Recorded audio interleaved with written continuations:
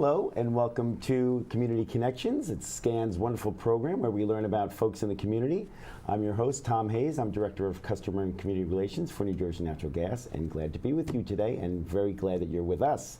And you're going to be exceptionally happy you're with us today because we have a wonderful guest in Francesca Alexander, who's the Executive Director of All Fur Love. That's F-U-R, All Fur Love. That's right. And obviously you work with our beautiful little pets that you happen to have. Who is this on your lap there? This is Janie. Okay, so. And Janie is available for adoption. She's about 5 months old. And she's all spayed and neutered and ready to go. That's great. Well, that's great. It's nice to have two guests in the chair. Thank it's the first time. It's the first time we've had two guests in one chair. So it's pretty interesting. Thanks, Tom. So, Francesca, tell us a little bit about your mission. Well, All for Love Animal Rescue, we started it in 2012. What we basically do is we're an all-volunteer animal rescue. So none of us take a paycheck. All of us are strictly volunteers. We're a 501c3 organization. We go out and we rescue kitty cats from the community, mostly from precarious situations. We get them veterinary care, and then we find them loving homes.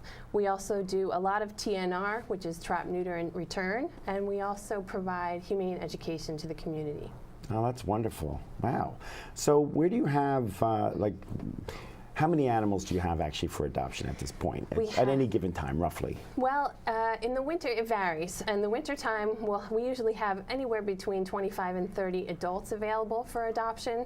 Okay. In the summertime, we can take in as many as 75 kittens. Wow. Yeah, it's a lot. But right now, thank goodness, our numbers are a little down. We have about 20 available right now. Okay, that's amazing. 20 adults or kittens? Kittens. 20 kittens available for adoption, ranging in age anywhere from 8 weeks to 8 months. Wow, that's pretty amazing. So where do you house all these animals? We do everything through foster homes. So thankfully we have some wonderful, wonderful volunteers who welcome these animals into their homes and take care of them for us until they get adopted. We show our animals at the Pet Value in Manalapan. So they have been very kind to us. They have a cage space there for us, and we put our kittens and cats available for adoption up at the store. Wow. Now, is that like every day, or is it like certain times of the year? Or? Every day. We can be there every day. So you have a number of cages. They allot you a certain amount of cages for that? There are 2 cages there, and so we can put as many as 6 animals up there for adoption. Wow, that's great. And does that work pretty quickly? Like, do people come in and adopt relatively quick? I guess it depends. But it does depend. In the summertime, people are usually looking for kittens, thank goodness. So the kittens go relatively quickly. Okay. And in the wintertime, our adults seem to go because, people get, that sentimental feeling. Yeah. So the adults tend to go in the winter. Well, that's nice. It's nice to have some warm, cuddly pet in the winter, right? Of course, and kittens and cats are really easy to maintain. I know we have a cat at home, and it was a kitten at one time and is now a cat, but they're so easy to maintain, and they're just sweet little animals that just wander around the house. And we actually have a dog and a cat, and they get along great, and all lovely. that. But yeah, kitty cats and doggies usually get along. That's a good companion. They are. They're wonderful, and she's great. All she wants to do is cuddle and hang out. Yeah, that's really sweet. That's really great. So when it comes to funding to do all this work that you do, how do you get your funding? Well, we do have some grants that we apply for here and there. We do a lot of our adoptions through PetSmart and Petco, and they also help us with funding. But our biggest fundraiser is our Valentine dinner and gift auction. So we do a dinner in February. This year it's going to be February 15th. It's a Thursday night, 2018. And we have about 100 baskets that volunteers donate, and we put out, and you can get little tickets and bid on the baskets, and it's a really great dinner. It's at the DoubleTree in Tinton Falls from 6 to 10, and it's a really fun time. And really, we have about 200 to 250 folks who come out, and all of them love animals. So you see them all, whipping out their phone and showing all their pictures of their animals. It's great. That's Everybody great. has a wonderful time. Well, that's a great location. And SCAN is housed here at the Monmouth Mall for our Monmouth County location, and the DoubleTree is just around the corner. Oh, very close by. So hopefully our members will get out there to your dinner. That's pretty exciting. That would be great. We'd love to have them. That's great. That's good to know. So tell me again, how many adoptions do you do a year roughly? A year, we probably do about 100 adoptions a year because we Okay. take in about 75 to 100 kittens in the summertime. So, so we'll fill in that, 100 number with some adults that come Okay. through as well. But yeah, so. Do you get some adoptions, like a little bump up during the holidays, as people are like, any gifts, or like kids want a cat for? Sometimes, but it's pretty steady. It's Yeah. pretty steady. Okay. Yeah. That's pretty amazing. That's great. Thank you. And you mentioned the TNR, and it's letter T, letter N, letter R. Right. It's right? Trap, neuter, and return. Return. So we do quite a bit of that. We usually get phone calls from people, they have a couple of kitty cats that they've been feeding in their backyard, and 2 turns into 4, turns into 8, turns into 12, and then Right. the neighbors start complaining. Gotcha. So we go out and we help them trap the kitty cats. We take them to a low-cost spay-neuter clinic and get them their vaccinations and get them spayed and neutered. And if there are any small kittens in the yard, we'll take those, put them in foster, and get them up for adoption. Wow, that's incredible.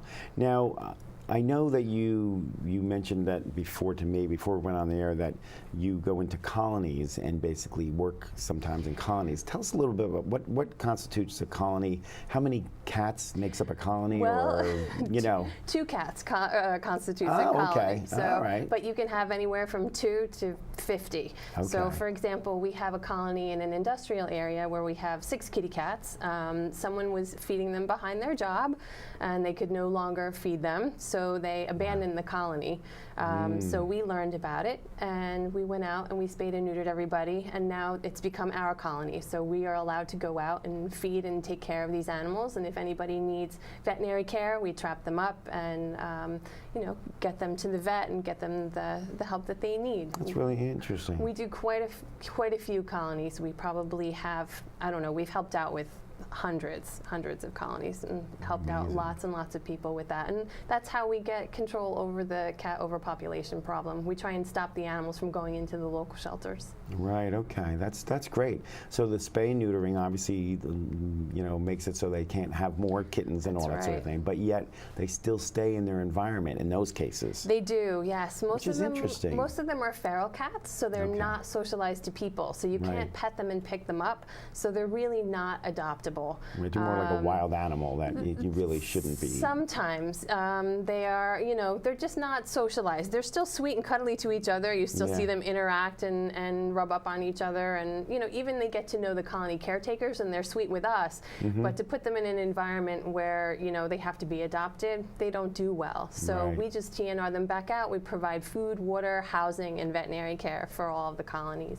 So basically the ones that you have up for adoption are typically come as kittens and then grow into adults. If they're not adopted as a kitten, they become an adult, but they're still up for adoption. That's right. But that's okay, so that's the difference. That's right. how We grab the kittens very young out of the colonies. So anywhere from newborns to about 8 weeks old, we'll grab them out and socialize them and get them up for adoption. You can socialize a little feral kitten. It's it's a matter of hours sometimes to get them purring. Right.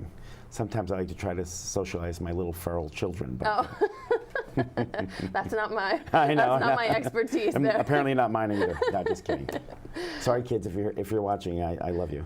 But so that's really interesting. I didn't realize that that's what you did with the colonies, with the adults feral cats, that you allow them to remain in their environment, which is really kind of cool in a sense, because they get to really enjoy their environment and stay there. Right. It's like folks like that don't want to be taken out of their homes, and all that sort of thing. They get to stay in where they're used to. They do, and they're used to that. They've grown up there, so they're used to the climate change, and they're used to, as long as they have, like I said, food, water, and housing, they usually do pretty well. They last a long time out there. And they've survived, whereas the kittens, it's probably harder for them to survive, and there's a lot more, obviously some survive, but you'd like to try to get them out of that environment and get them into a warm, loving home when you can, and where they're going to have a much better quality of life. Absolutely. Usually only 50% of the kittens that are born outside survive because, the weather and climate change and predators and illness, that kind of thing, takes them very early.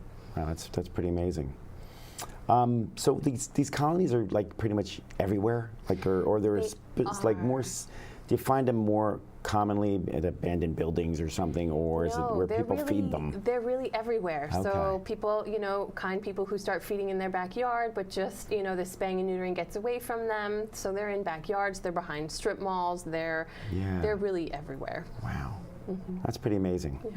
So now, if people want to help and get involved, I'm sure you could use volunteers. Oh my gosh, do we need volunteers? Yes. Okay, and what do volunteers do? Go out and help you trap? And They can help us trap the kitty cats, transport to the spay and neuter clinic and to the vet offices.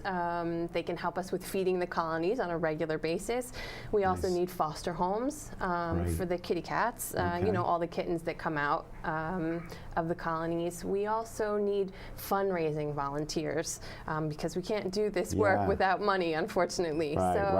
People who help us, and people love organizations where it's all volunteer based. Like they know that every dollar is going right to the. That's right. And so every single penny goes usually to our vet bill. We have about a $3,000 vet bill at the moment. Okay. So we'd love some help, paying that down. Okay, that's good to know. So people can volunteer or people can donate. Yes, right? yes, and all of the information is on our website, allforlove.org. All for F-U-R, love, L-O-V-E.org. Yes, .org. Okay, that's great. That's really cool. So, that's I'm just interested. So people who want to be involved with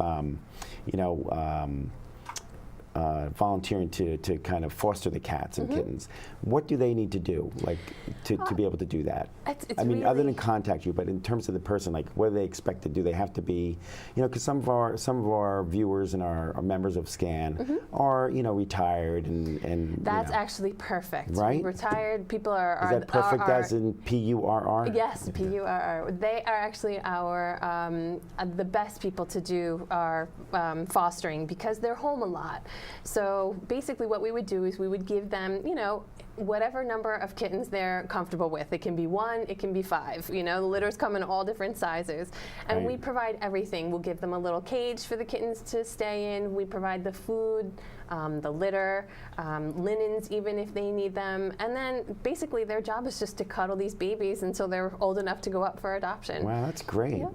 And it's such good companionship for folks, especially if they're on their own, alone, or whatever. And like I said, a kitten, a cat, right, is so easy to manage. Yes, they're really sweet. So we have this little girl, Janie, who actually was in a foster home with one of our wonderful fosters who cuddled her because she was very little when we got her.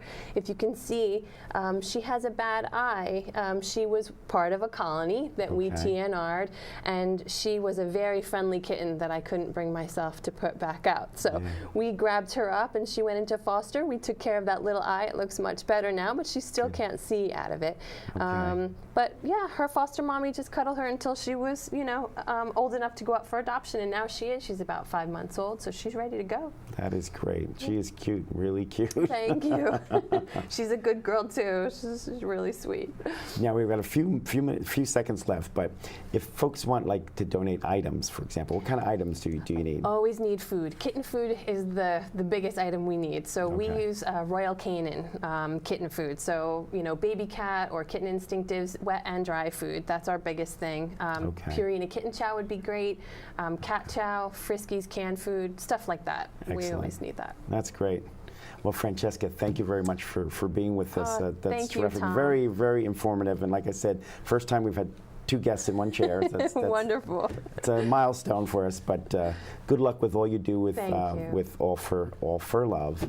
And again, thanks for being here. Keep up the good work. Thank you for having us, Tom.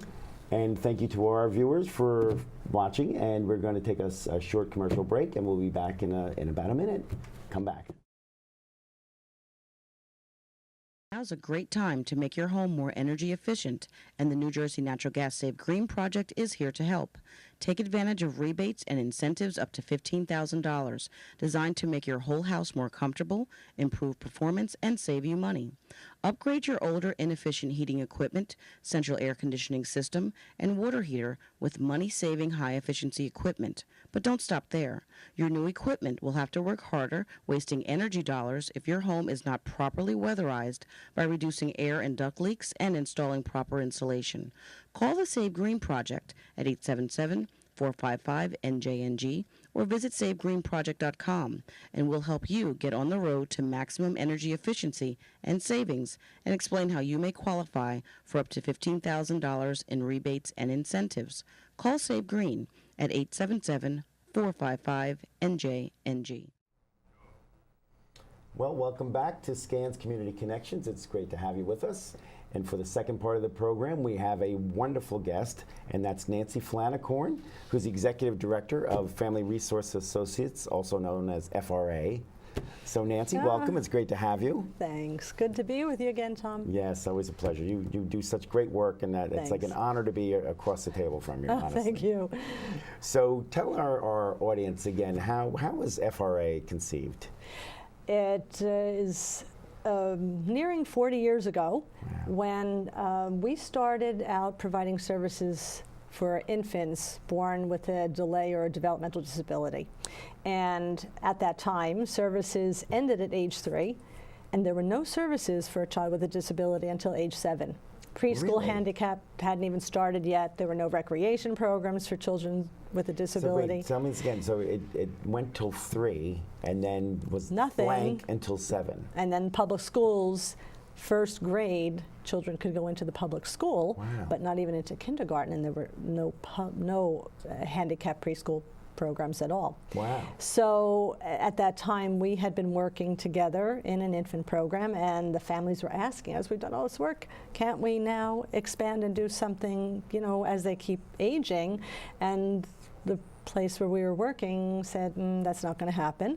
And so 5 of us, very young people, decided we're going to make a change in the world. And 5 young women, we were really in our early 20s. Well, come on, you were like 3. I was born there. But I mean, we were really in our very early 20s and said, we're going to start on our own, and 30 parents joined us, and Nice. we conceived the kinds of services we wanted, and it has evolved just as those parents have evolved. And actually, of those 30 families who started with us, there are still about 22 who Wow. are still actively involved That's in great. some connection with us. That's amazing. So here we are, we've evolved with them and developing new services. So what has that allowed you to really sustain these services for these nearly 40 years? It has taken a lot to sort of keep up with the winds of change, as it were. Oh, yeah. Because systems always change, whether that be insurances or state departments or grant systems, foundation systems, legislation. All of those things always impact on the way social services are provided, and you know well, I right? do, You've I been do. doing this a long time as well, Yeah.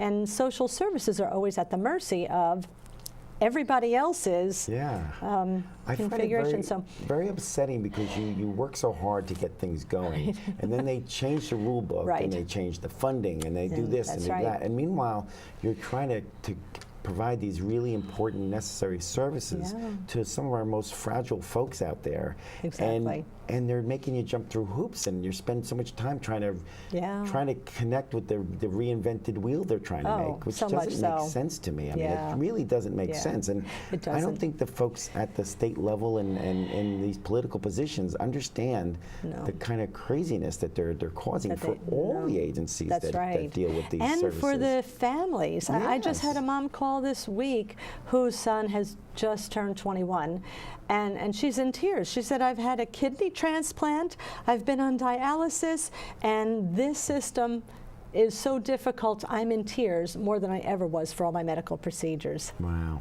Which, Amazing. that just says so much, you know. Why Yeah. are they making people go through this? But it's the nature of change. Yeah. And FRA has really made an effort to let change be its friend. And you have to grow and change, and in some ways you have to look a little forward and see what's the road ahead. And Right, you almost kinda- can't stay doing the same old thing that you were doing. Right. You know? Well, you know, and that's true in a lot of cases. But the same old thing sometimes is when you're providing these very specific services for folks that really have specific needs, Yeah. it's not like there is a lot of change sometimes. And That's not right. that you can't find better ways of doing things or adjust things or Right. whatever, but That's right. you do that naturally as an organization. It's just Yeah. odd to me that, and sometimes it's not even, that's not the problem as That's much as right. it's the funding, and That's right. they twist it around on you so that Yeah. you're spending so much time and energy just trying to get to the new, like, whereas if they did it very gradually or really worked hand in hand to make sure things were Right. done right. Like, I'm sure you could accept that certain things would need to change, of Right. course you do, but Right. you'd think there'd be better ways of doing it. Yeah, than and that it's gross always, hysteria. you're always told 2 weeks after the fact that, oh, it happened already, you know? Yeah, right. Like, oh right. my and, gosh, okay. And who made these decisions? Right. Typically not people Right. that are in the industry. Not in the industry, always Yeah, not in it's the really a industry. shame. It is. It's really But I commend you a and for your challenge. counterparts, everybody out there that's fighting Yeah, with this all the yeah. time and really band together to try to help make things Right. work best for your Right. constituents. That's what you're doing it for, your clients that Exactly. need these services. Exactly, yeah. And it's interesting because actually in 1989, when computer technology was still new, we had families who came to us and said, why can't we use a computer for my daughter who has a disability and there's doing some really cool things? And so we connected with technology then, and you know, even that's changing, and technology is so available for everybody in the community, not just a person who was born with a disability, but even that whole system is changing. And things that you can't foresee, whether it be the insurance companies who you know, say, well, they're not going to pay for this because you can buy an iPad. And so a real service that's needed for someone who doesn't have the ability to have speech, they're assuming that an iPad We'll take gives care of them, all that. right. Yeah, wow. And so, you know, like you're saying, the people who are outside of the system can make decisions and not necessarily understand the impact on the individual people. Right, that's pretty, It's a that is a challenge. shame. So what, actually, you sort of touched on this, but what inspired you to create the tri-state area's first assistive technology computer? Center, well, The lab and center, right, yeah, okay. yeah, and it was a particular family whose daughter had very multiple difficulties and had limited vision, limited reach, limited hearing, limited speech, and actually at that time the guys from Bell Labs, was the Okay. old Pioneer Club. Yes, I know they well. came and helped to adapt a computer, and about that time we were finding out that there were some things going on nationally, and we applied, and FRA was accepted as the first tri-state area adapted technology center. We were one of the first 20 in the country. Wow. And yeah, we were taken above hospitals and other programs because they wanted it to be grassroots. They wanted it to be in the community.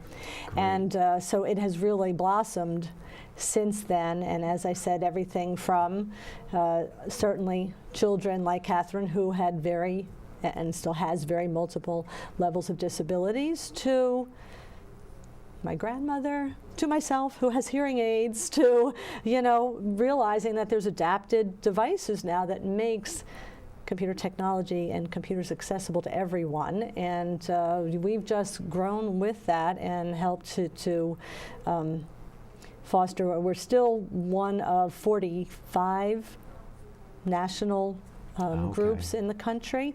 But of course, you know, now public schools have things in their school to make accessible the technology things that are more, but the community doesn't actually have access to the same thing. Right. Yeah.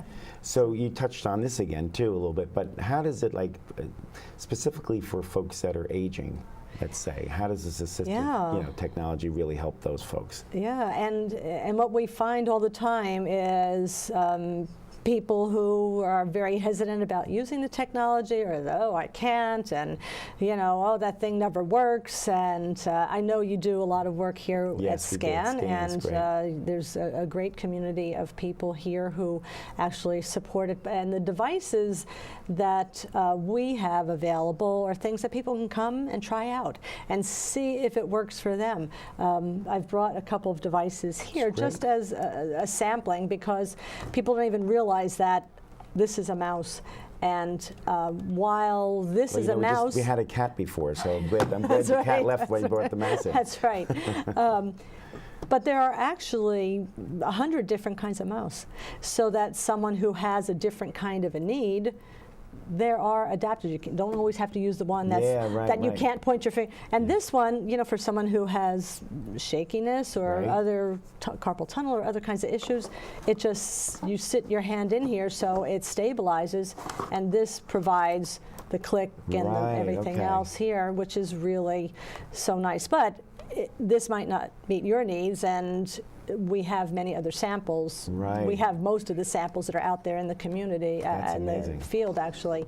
Or this is a keyboard where, you know, a keyboard today can be connected to any computer. So. Right.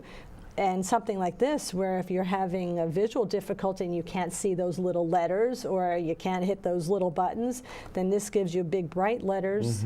Or someone actually also who might have shaky hands issue, there's a grid that goes over it so your finger goes inside of it. And so even if you're okay. shaking, it's not going to Yeah. accidentally make you hit this. You know, you would go into it and you'd hit that letter, Gotcha. which is pretty cool.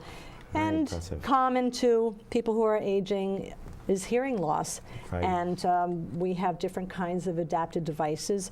This is for your telephone.